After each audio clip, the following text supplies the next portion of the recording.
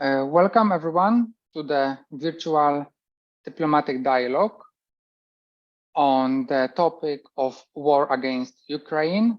How will it end? Let's begin the program with chair welcome remarks from interim director of the Institute of International Relations, Dr. Anita Montut. Thank you, Dr. Pawinski. Thank you, Dr. Pawinski. His Excellency Peter Cavendish, Ambassador Extraordinary and Plenipotentiary, Delegation of the European Union to Trinidad and Tobago, His Excellency Sergiy Kyslytsya, Ambassador Permanent Representative of Ukraine to the United Nations, a non-resident Ambassador Extraordinary and Plenipotentiary to the Republic of Trinidad and Tobago, Your Excellencies, distinguished guests, colleagues, staff and students of the Institute of International Relations and the wider U.W.I family, ladies and gentlemen. It is with great pleasure that I welcome you to the virtual diplomatic dialogue, The War Against Ukraine, How Will It End?, being held in collaboration with the EU delegation to Trinidad and Tobago. In keeping with the mandate of the Institute of International Relations, every year we host various events intended to promote discussion and exchange of ideas with officials, practitioners, experts, among others, on issues of relevance to international relations and regional development. The Diplomatic Dialogue Series is one such initiative aimed at engaging embassies, diplomats, and high-ranking officials on a specific issue of relevance to international relations. Many of these events are executed collaboratively with individuals with a wide range of organizations, including research and policy bodies, think tanks, national and regional governmental and non-governmental organizations. These partnerships highlight, among many things, the multidisciplinary nature of the IR's work and its ability to bridge the gap between theory, policy, and practice. Importantly, these public events give the IR's work a regional and global reach, promote its public presence, generate knowledge, and advance the policy relevance of our work. With February 2023 being the first anniversary of the war in Ukraine, the world has seen its devastating impact, and it is quite fitting at this juncture to question and interrogate its future. With Russia cut off from exporting oil and gas to its primary customers in Europe, and both Russia and Ukraine's worldwide grain and fertilizer exports handicapped, global inflation has skyrocketed in the aftermath of the invasion. With disruptions in the supply chain for these essential commodities, costs soared across the developed and developing world. This, in tandem with consequent global interest rate hikes, only exacerbated the inflationary pressure already exerted on the international system, resulting from COVID-19 related global value chains and bottlenecks. As net importers of oil and gas already facing a food security crisis in the wake of pandemic, accelerated agricultural trade and supply chain issues, Caribbean countries have found it difficult to move the needle on economic development consequent to the war's global inflation fallout. Compounded by rising commodity and transportation costs in the region, resulting from the pandemic war nexus, sustainable growth has waned. According to a 2022 ECLAC report, as a result of this simultaneously overlapping multidimensional crises, poverty in the Caribbean region could soon reach an estimated 33.7%, leading to a broad deacceleration in economic activity and trade, weakened labor markets with the correlated high unemployment and an expected meager 0.3 annual growth on average in the coming years. With the threat of a Russian nuclear attack hanging over the continent, and after 1 year of sustained fighting, it is appearing that President Putin has no intention of de-escalating the conflict in Ukraine. However, as punitive measures are being contemplated in the international sphere, with the International Criminal Court issuing a warrant for the arrest of Mr. Putin on March 17, citing potential war crimes as grounds for criminality, it is critical at this juncture to interrogate all aspects of a possible end to this war.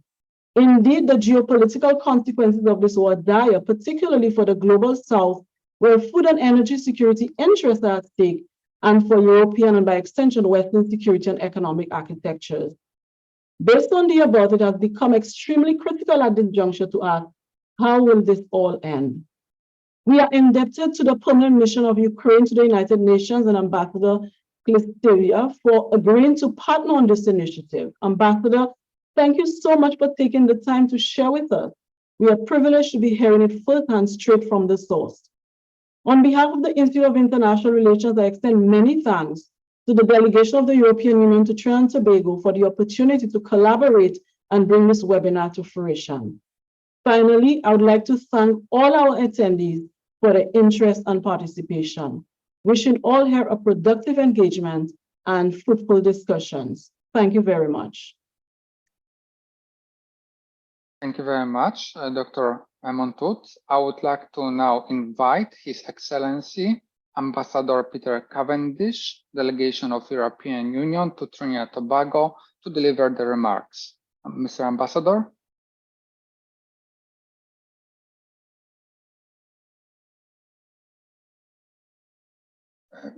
Mr. Ambassador, you are muted. Thank you very much for the timely reminder. I wish to start by, of course, saluting His Excellency Ambassador Kyslytsya, Deputy Head of Mission, Mr. Shante Moore, Dr. Pawinski, yourself, Dr. Montut, all distinguished guests, ladies and gentlemen. The 24th of February 2022 will forever be recalled as the day when Russia started its brutal, unprovoked and illegal invasion of Ukraine. The war remains a case of pure aggression and a clear-cut breach of the UN Charter, to which Russia itself is a signatory. This war is neither just a European issue, nor is it about the West versus the rest. It is about the kind of world we all want to live in. No one will be safe and unaffected in a world where the illegal use of force, incidentally by a nuclear power and a permanent member of the Security Council, would somehow be normalized. Might cannot be right. This war is an attack on the existing rules-based international order. This is why international law must be enforced everywhere to protect everyone from power politics, blackmail, military attack, and their unfortunate and tragic consequences. This is a war for democracy. This is a war for the rules-based international order. And for the European Union and our partners, there's no alternative but to staying the course of our triple strategy. Specifically, we are supporting Ukraine. We are putting pressure on Russia to stop its illegal aggression, and we are assisting the rest of the world to cope with the consequences of this evil attack. Ukraine has shown its remarkable resilience, partly thanks to the support it's received from others, but also because it has right on its side. Russia has grown more isolated due to global sanctions and the international condemnation by the overwhelming majority of states in the UN General Assembly, including Trinidad and Tobago, which has been amongst the first to condemn this evil aggression. The European Union is grateful and highly appreciates the fact that Trinidad and Tobago joined in supporting and co-sponsoring 4 UN General Assembly resolutions on the aggression against Ukraine, on the humanitarian consequences of the aggression against Ukraine, on the territorial integrity of the Ukraine, and more recently on the principles underlying a comprehensive, just and lasting peace in Ukraine. Russia's actions are a frontal attack on the principles of territorial integrity, sovereignty, and international law. If Russia were to succeed, the repercussions would spread globally, as this aggression is indeed a textbook example of an imperialist mindset. The support of Latin American and Caribbean countries at the UN and elsewhere is therefore crucial. History and justice are on the side of the Ukraine, but to accelerate history and to achieve justice, we need to amplify our triple strategy. We know this is a collective task. Our collective goal is and remains a democratic Ukraine that prevails, pushing out the invader, restoring its full sovereignty, and with that, restoring international legality and the rule of law. I have no doubt that democracy and freedom will prevail and that good will triumph over evil, but let it be sooner. Thank you. Thank you very much, Ambassador. I would like to now turn to His Excellency Ambassador Sergiy Kyslytsya, who is Ukrainian diplomat who serves as Ambassador Extraordinary and Plenipotentiary of Ukraine and is appointed as a permanent representative of Ukraine to United Nations. He is also appointed and serves to the Commonwealth of the Bahamas and Trinidad and Tobago. Ambassador has been at the center of his country's response to the Russian invasion of Ukraine. Mr. Ambassador, the floor is yours. Well, thank you very much indeed for this important opportunity to address the audience, which I respect very much, both as Ambassador of Ukraine to the United Nations and Ambassador of Ukraine to Trinidad and Tobago, as well as to the Commonwealth of the Bahamas. I would like to say that I'm very happy from the outset that I have experienced already the most friendly relationship both with the governments of those two countries and with regular citizens in Trinidad and Tobago and in the Bahamas. I'm happy that the representative of the European Union, my good friend Peter Cavendish, has been so helpful in promoting the cause of defending the UN Charter and the principles that we share when it comes to the global interests and the national interests of every single peace-loving country on this planet. To begin, I would like to say that it is not in 2022 that the conflict has started.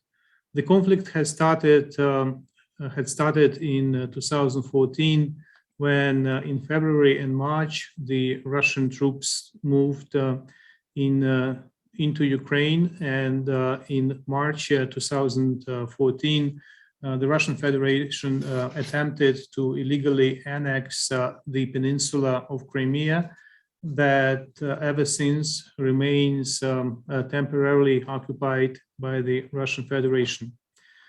After the 8 years of negotiations, primarily in the format of the Minsk, the so-called Minsk formula, we have seen on the night of 23rd, 24th, how the Russian president went on the Russian TV and declared the what is effectively is the full-scale invasion of Ukraine.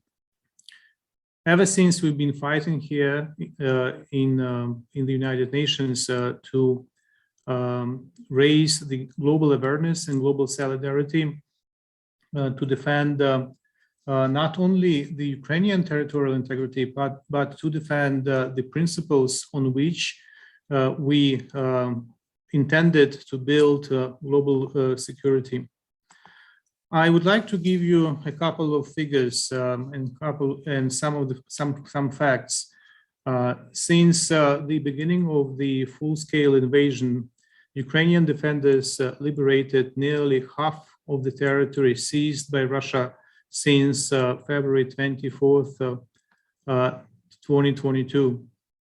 It is very important that after more than a year, 95% of Ukrainians believe in the victory in this war. It is also very important that the overwhelming majority of the Ukrainian population, more than 80%, after so many months of this war and after having lost so many friends and relatives, believe that there should be no territorial concessions if two sides one day may start discussing the principles of the peace settlement. When it comes to the principles of the peace settlement, I need to mention the resolution that we adopted together with Trinidad and Tobago, together with the Bahamas, together with practically every CARICOM country. We adopted the resolution in the General Assembly Hall on the 23rd of February this year, which is called Principles of the Charter of the United Nations, underlining a comprehensive, just, and lasting peace in Ukraine. Therefore, I think that the international community has spoken loud and clear about what are the principles for peace settlement and lasting and sustainable peace. I also have to mention what has been already mentioned a couple of minutes ago, that on the 17th of March, the International Criminal Court issued a lifelong arrest warrant against President Putin and the children ombudsman of the Russian Federation, Maria Lvova-Belova, for alleged war crimes of unlawful deportation of children from occupied areas of Ukraine to the Russian Federation.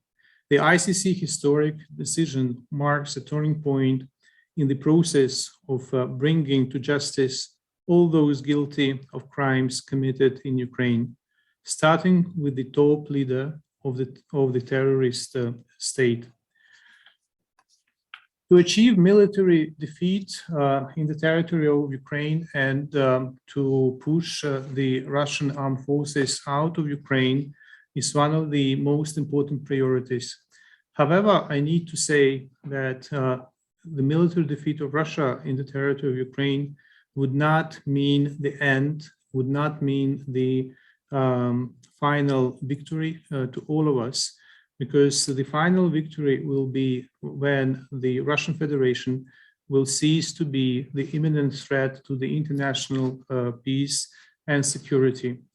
To achieve the sustainable peace in the region and globally, we have to pursue the issue of accountability.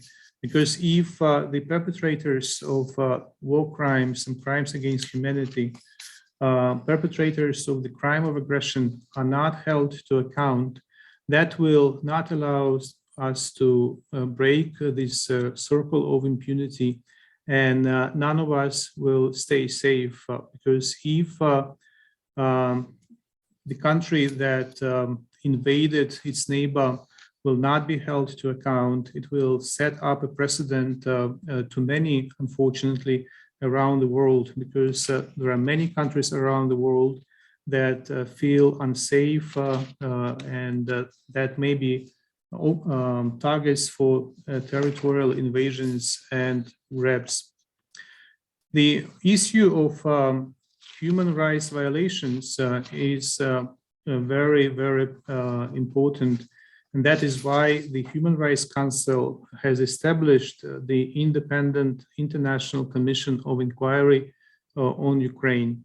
And on March 15th, which is like 2 days before the ICC's communication about the arrest warrant, the Independent International Commission of Inquiry on Ukraine has had made public its report about the findings.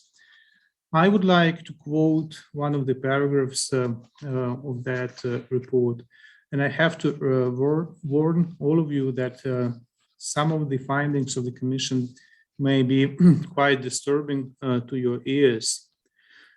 So in its part on sexual and gender-based violence, the UN Commission, and I have to underline, that is the UN findings. Those are not the findings of the government of Ukraine. The UN Commission reports that rapes were committed at gunpoint with extreme brutality and with acts of torture, such as beatings and strangling. Perpetrators at times threatened to kill the victim or her family if she resisted. In some cases, more than one soldier raped the same victim, or rape of the same victim was committed several times. In one incident, the victim was pregnant and begged in vain the soldiers to spare her. She had a miscarriage a few days later. Perpetrators also, in some instances, executed or tortured husbands and other male relatives.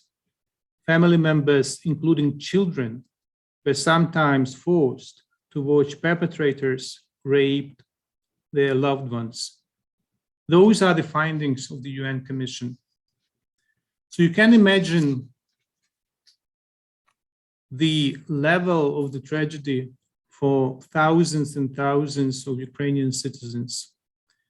That is not surprising, therefore, why up to 17 million Ukrainian citizens are currently displaced. Many of them are displaced inside of the country, but about 8 million Ukrainian citizens had to find refuge abroad, and primarily in the European countries. In the meantime, there are many other aspects of security, including, for example, food security. As you may know, even during the full-scale war launched by Russia against Ukraine, Ukraine remains one of the world's top 5 agricultural exporters, being one of the guarantors of the world's food security. The Black Sea Grain Initiative that has been successfully negotiated and facilitated by the Secretary General of the United Nations has been renewed since March 18th this year. We have insisted that it should be renewed for 122 days, as it is envisaged by the initial agreement. The Russian Federation insists that it was renewed only for 60 days, which is unfortunate because we believe that the grain initiative should be renewed indefinitely as long as the conflict continues. And since the 1st of August 2022, almost 26 million tons of Ukrainian food were exported by sea. This volume could be significantly higher if it wasn't Russia's policy of delaying the inspection of the vessels. I need to mention also the energy security, and in this regard, I need to say that Ukraine's energy system suffered 15 massive missile attacks and 17 drone attacks by Russia. Ukraine has temporarily lost 44% of its nuclear generation, 75% of thermal power plant capacity, and 33% of combined heat and power plants. More than 10 gigawatts of capacity are currently unavailable as a result of Russia's occupation.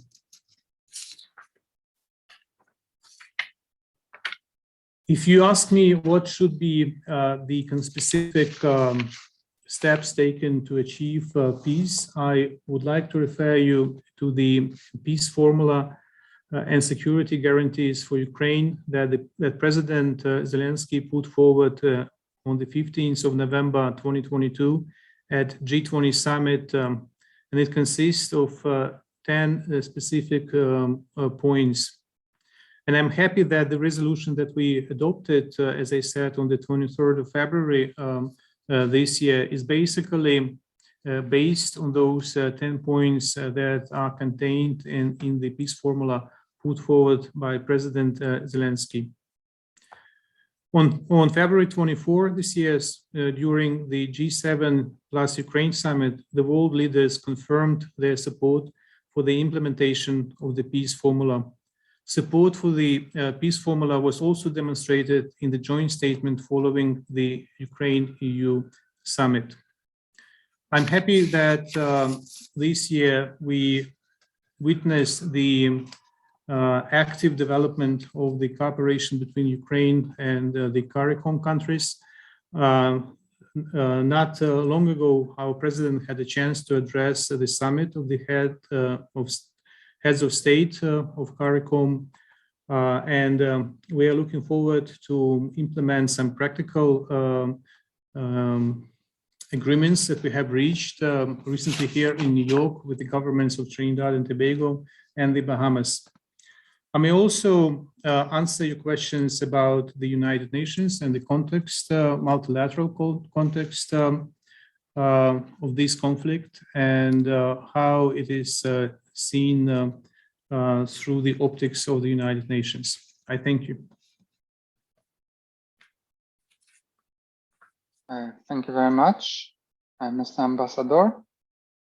So while we wait for further questions, let me start with opening question one. What is the impact of the ICC arrest warrant on the chance of ending the war?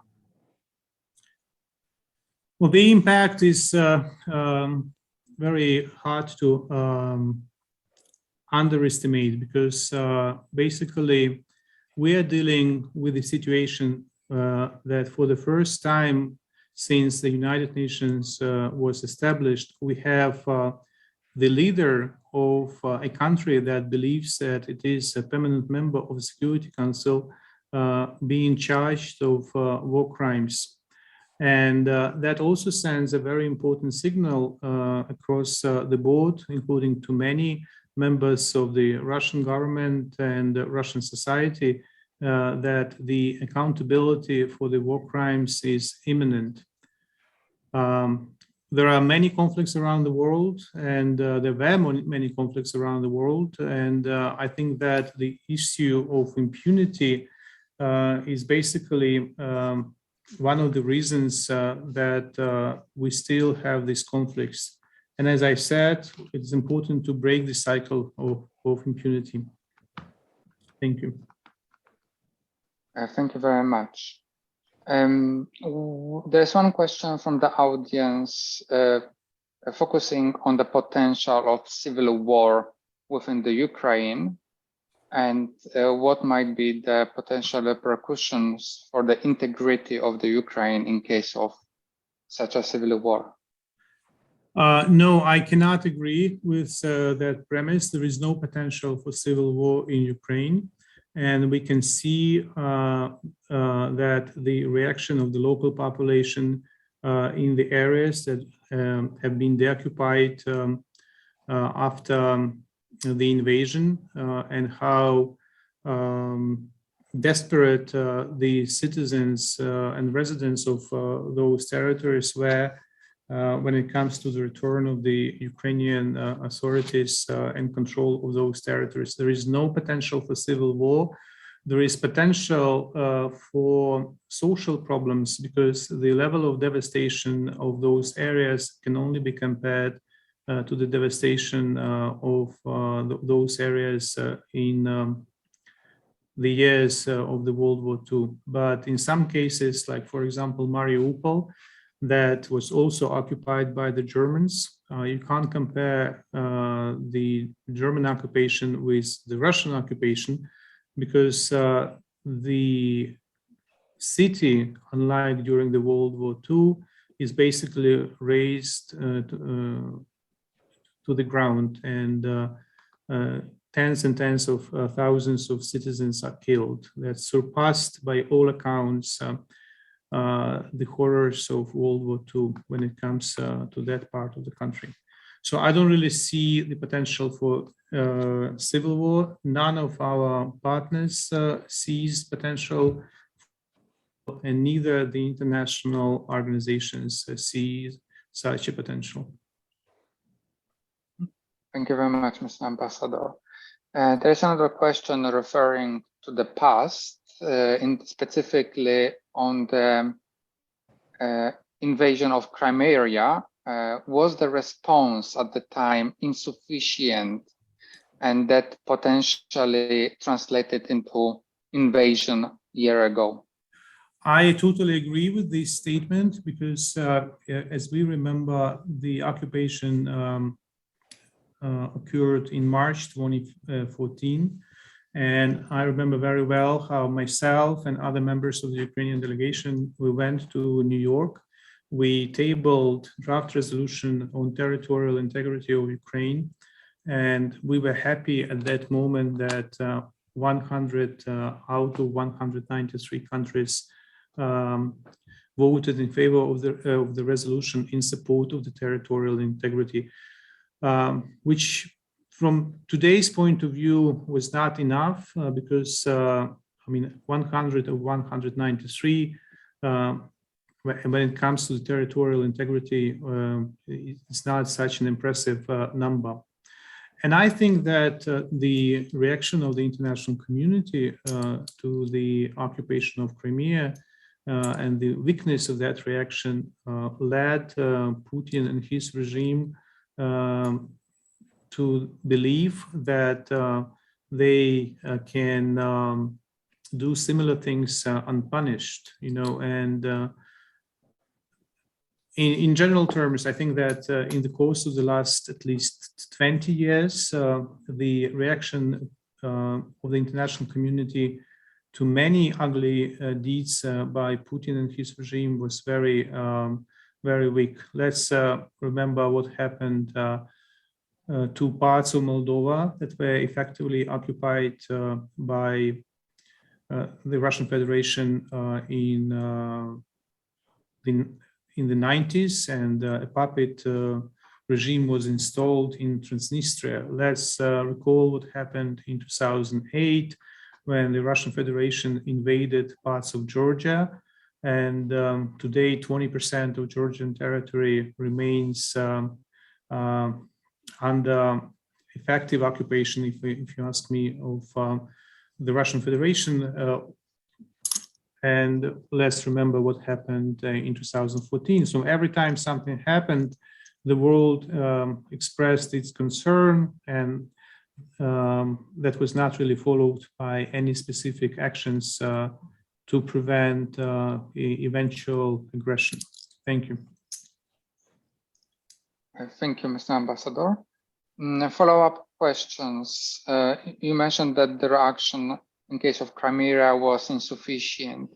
Do you think that current reaction by the international community is sufficient to prevent future conflicts similar to Ukraine?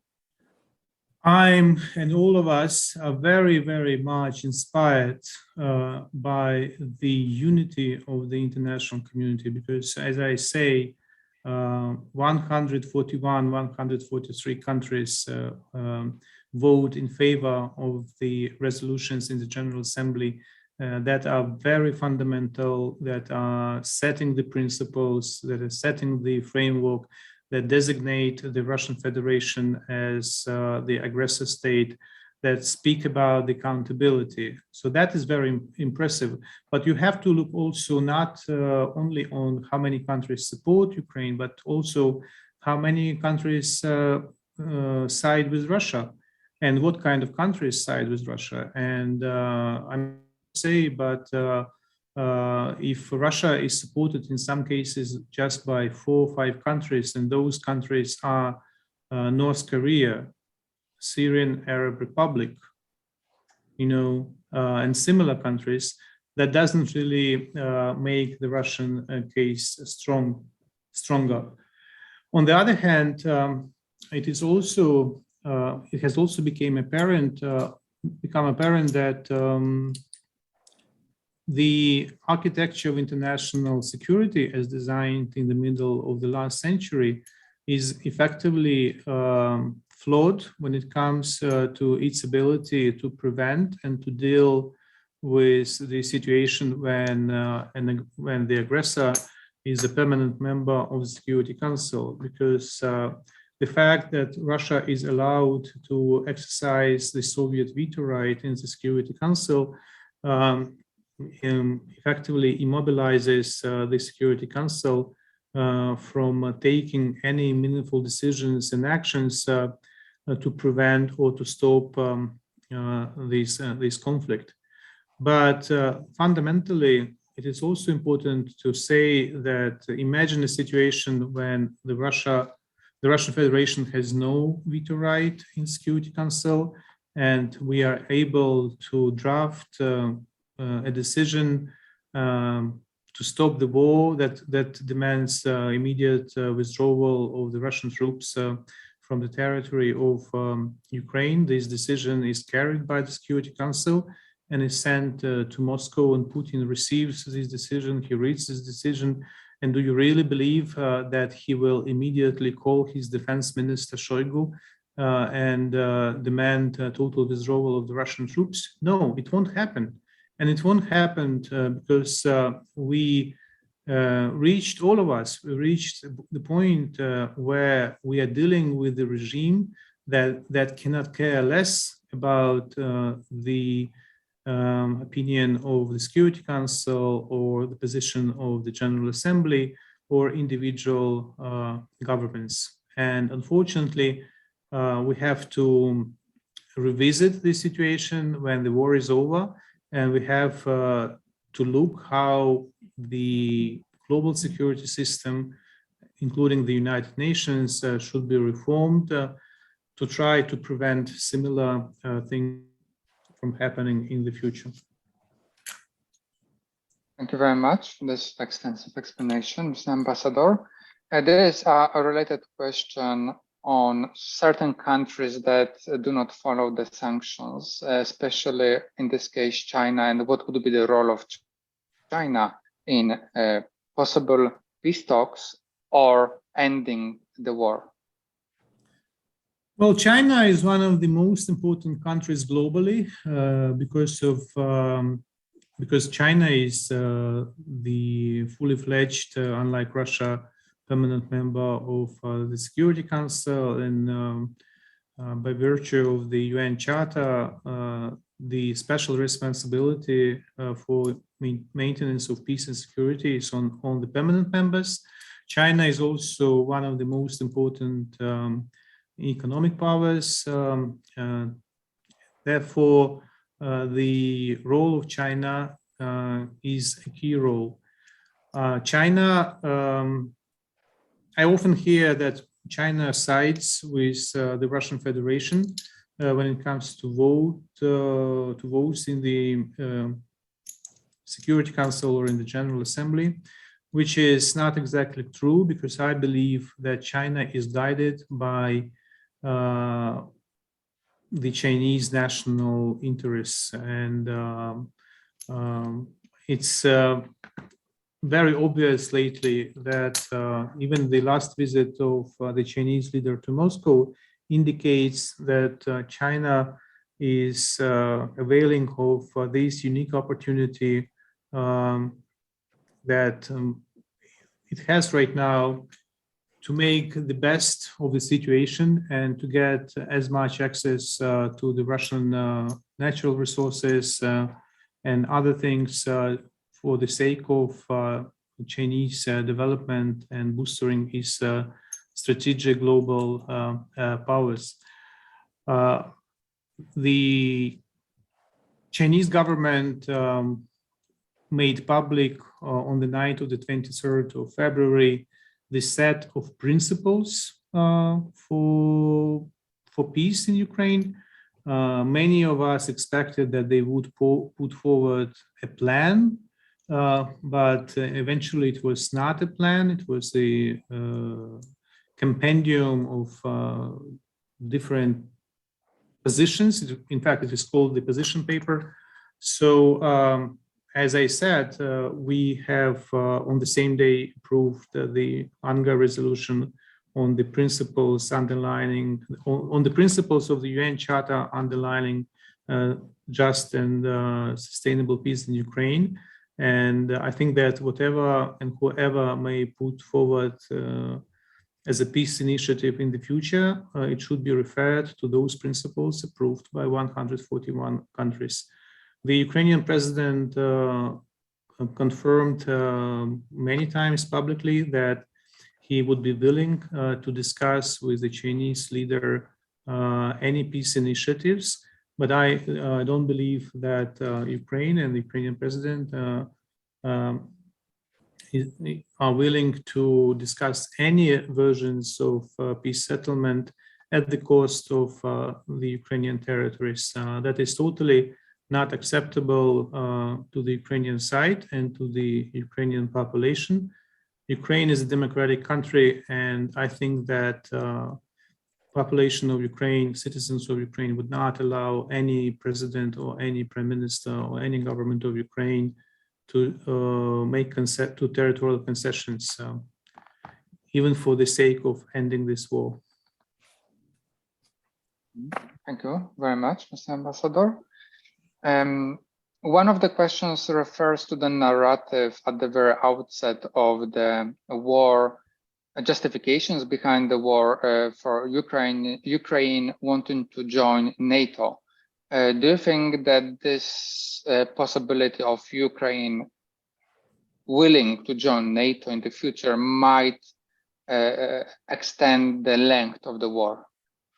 No. I think that it will not extend the length of the war. I mean, and everything that Putin has achieved was exactly 180 degrees contrary to his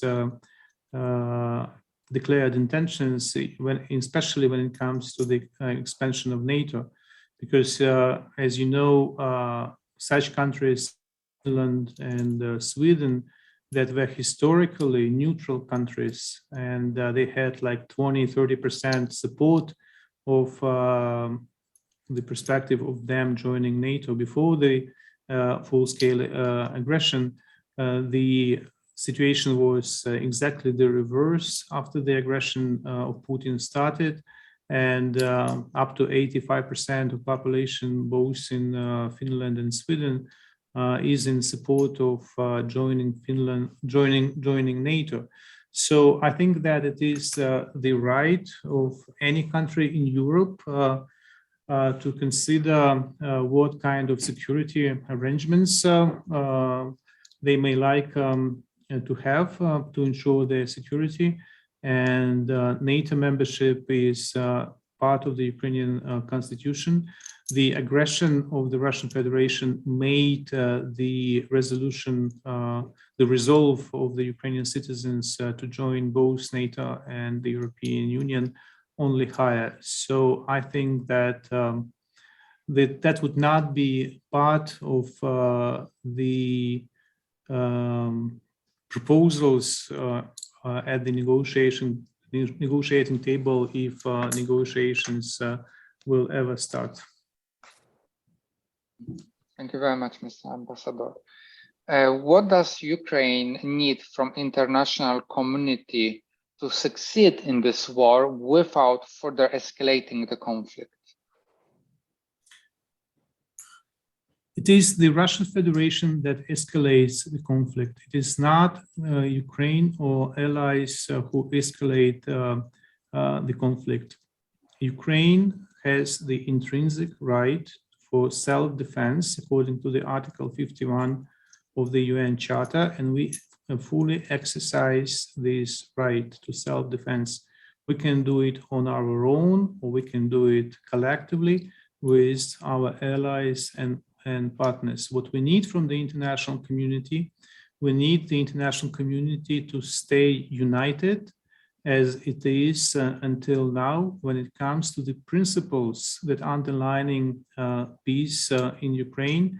And those principles are very clear. All of those principles are in the UN Charter. That is one thing. What we need from our allies and partners, we need our allies and partners to help us to be even stronger, to defend ourselves and to de-occupy the Ukrainian territories that are temporarily occupied by Russia. And it involves both military and financial assistance. The stronger Ukrainian army is, the sooner we will put an end to the military phase of this conflict. Thank you, Mr. Ambassador. What is your opinion on the effectiveness of economic and financial sanctions on Russia? And is there a need for any further stronger sanctions? And what sanctions would it be? I think that sanctions play a very important role because sanctions are, first of all, aimed to punish the perpetrators. They are not aimed at the regular Russian citizens, but sanctions are also aimed at prevention of access of the Russian Federation to so needed military and other technologies. And we regret that some countries like Iran continue to supply the Russian Federation with drones and some other military related equipment in violation of not the EU or transatlantic sanctions, but in violation of the Security Council resolution and the sanctions imposed by the United Nations. Mm-hmm. Thank you very much, Mr. Ambassador. Do you think that, what is the chance of Putin using tactical nuclear weapons if the leadership, Russian leadership, will not be satisfied with the resolution of the conflict? I think that Putin has tried to use tactical nuclear weapons as one of the means and tools to blackmail all of us. But I think that it was very good that at quite an early stage he was explicitly warned by other nuclear powers, and not only by the United States or the United Kingdom, but also by China, what would be the consequences of use of tactical nuclear weapons, what would be the reply of other countries. And it is very important to say that the reply to theoretical use of nuclear weapons by Putin should not necessarily be a nuclear reply, because there are many other means how to punish Putin for using tactical nuclear weapons. So I don't really think that it is very probable that Putin will do such a suicidal thing as using tactical nuclear weapons in Ukraine. Thank you very much, Mr. Ambassador. Do you think that the war will end after Putin achieves its expansion by annexation of certain territories of Ukraine? No. I mean, well, first of all, he cannot legally annex Ukrainian territories because from the point of view of international law, and the General Assembly is very clear about that, all those annexations are illegal and void. But it is very important to keep in mind that this war is not the war just to grab parts of Ukrainian territory. That is the existential war for Putin's regime, and they will not stop until countries like Ukraine stop to exist, because they possess existential threat to the very core of the design of the Putin's regime. So as it was with Crimea, I mean, many countries believed that if Putin can grab Crimea and then stop, it proved to be wrong. So I mean, the same story goes with the annexations of the territories that Putin has occupied since February 24th. Thank you very much. How do you see the future development of the war in next year or so, if you think that there will be no ceasefire or end of the war itself? I think that sooner or later, and I think that rather sooner than later, Ukraine will be strong enough to launch the major counteroffensive, and I hope that we will liberate a significant part of the territories that remain still occupied by the Russian forces. We can even push them to the internationally recognized borders.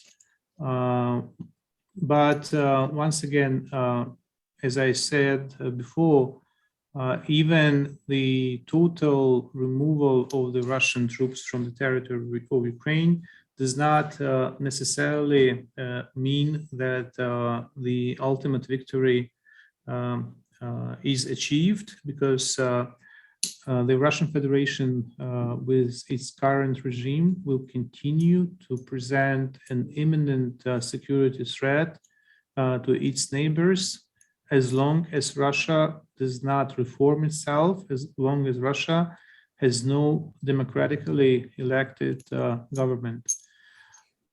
If we look at the history of European continent, we remember that the Nazi Germany, after its military defeat, underwent a very important long process of denazification. And I think that Russia has to undergo the process of deputinization. But the fundamental difference between Nazi Germany and today's Russia, that after the military machine of Hitler was destroyed, Germany was occupied, and the initial stages of denazification took place under the control of the occupying powers, including the Soviet Union. Russia, however, will never be occupied. At least I don't know any plans or even conversations about occupying power. The Ukrainian government has no intention to occupy Russian Federation. NATO countries have no intention to occupy Russian territory. So it is basically up to the Russians themselves how to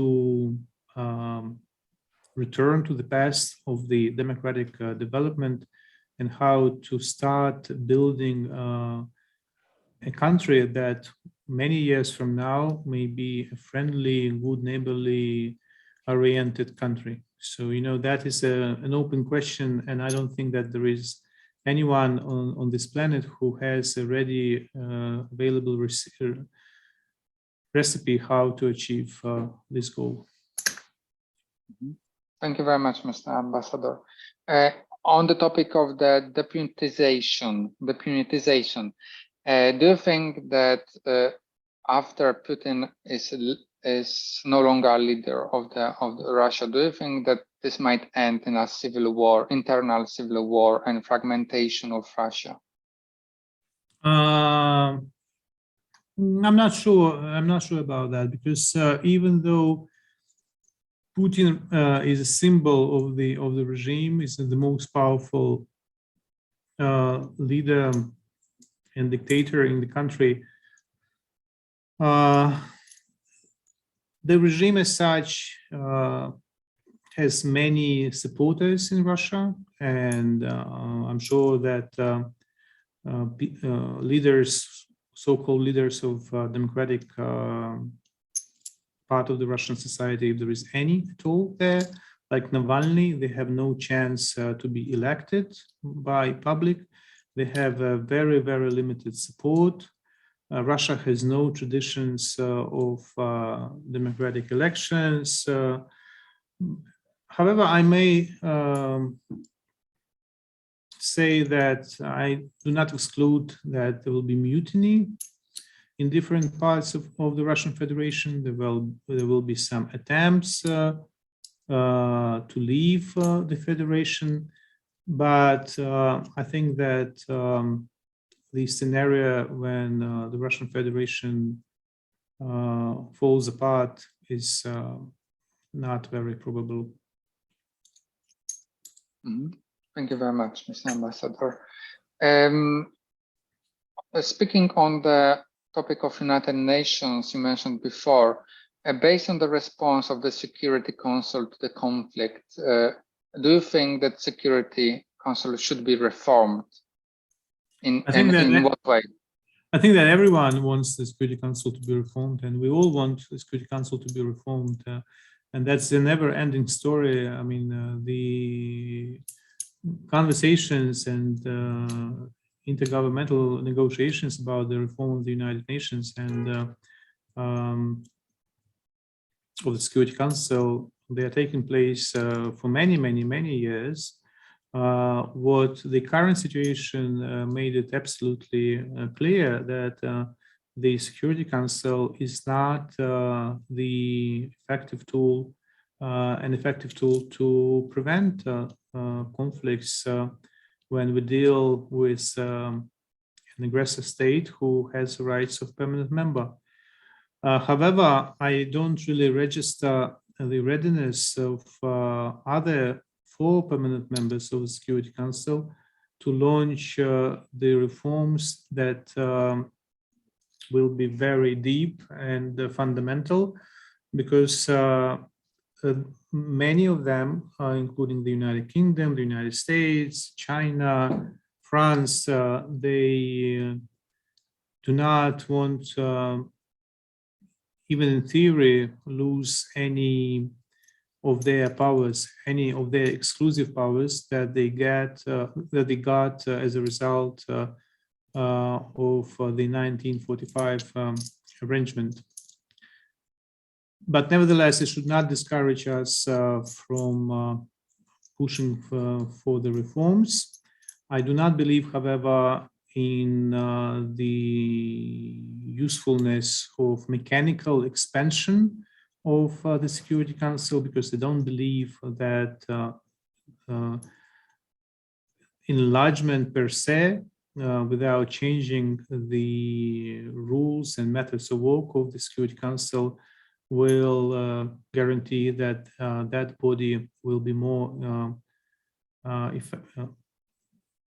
effective in performing its duties according to the UN Charter. Thank you very much for this response. As you know, China is trying to play as a mediator of the peace efforts. Before China, there was Turkey.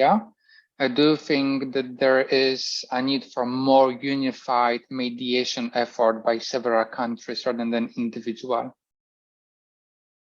I can't, well, first of all, I cannot say that China wants to be a mediator. I think that that is what many attribute to the Chinese intention. But have you ever heard any statement coming from Beijing that they want to mediate? Until now, I haven't heard such a statement from the Chinese officials. The fact that they put forward a position paper on peace does not mean that they are ready to mediate.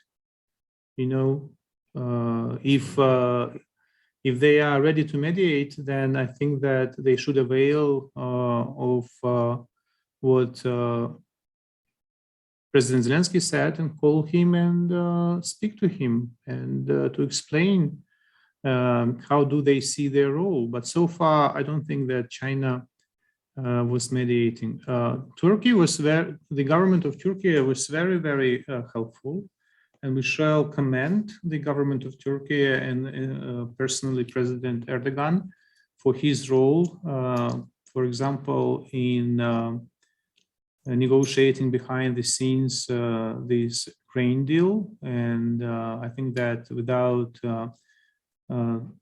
Turkish involvement and personal efforts of President Erdogan, it wouldn't be possible to sign the deal last summer in Istanbul. Thank you very much for this response. Does Ukraine expect specific role to be played by the Caribbean countries during the conflict or the next development of the conflict? And what would be those roles?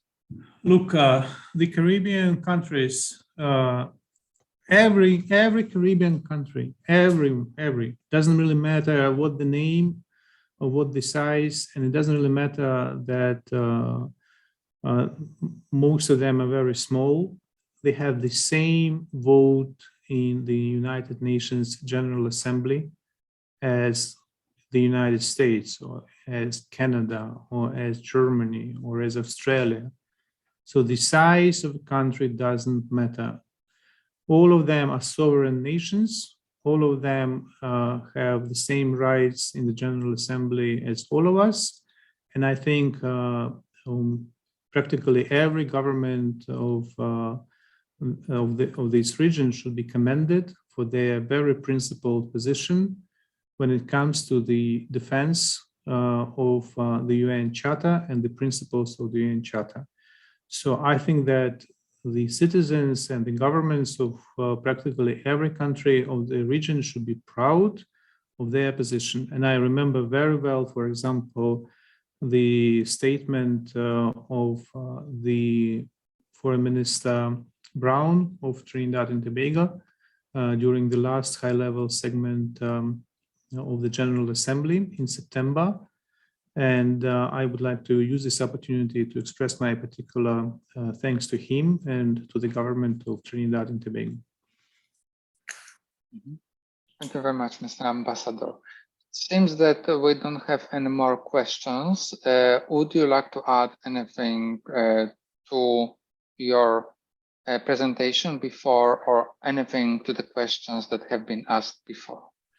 I would like to say that, unfortunately, this conflict is not the last challenge that all of us must deal with.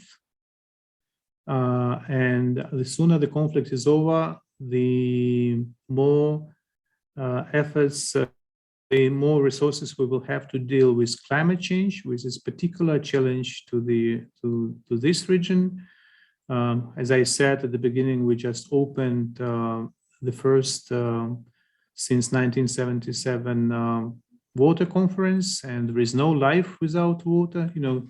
So there are so many things that the international community has to unite to deal with, that it is in our interest to stop this war and to stop other wars, to deal with the issues without that really pose existential threat, not only to a given country, but to the planet as a whole. Thank you very much, Mr. Ambassador, for your time and willingness to share your opinion and views and answer all those questions from the audience. So now we proceed to the vote of thanks by Ms. Miriam Ali Khan. Please, the floor is yours. I am pleased to deliver a vote of thanks to all those who have contributed to making dialogue with Ambassador Kyslytsya a success. Firstly, I would like to thank His Excellency Ambassador Kyslytsya for your time to give the teacher's lecture today. Your remarks were valuable and very impactful. A very special thanks to Ambassador Cavendish and the team at the delegation of the European Union to Trinidad and Tobago, including Mr. Sandrin Soldatic and Ms. Karen Shepherd for their support. To Dr. Monsood and Dr. Pawinski from the Institute, thank you very much for your participation. Our UE teams at the marketing and communications, Ms. Chanel Glasgow and Ms. Chelsea Setahal, thank you for the marketing and Zoom arrangement, as well as the IT and Secretariat team at the Institute of the International Relations. Lastly, to our audience, thank you for your participation tonight, and we look forward to seeing you again at future events. Good night. Thank you for having us all. Thank you. Well, thank you all. Thanks. Anita, congratulations. Thank you, ambassadors. Thank you so much. Deeply appreciated. Thanks, and bye-bye, everyone.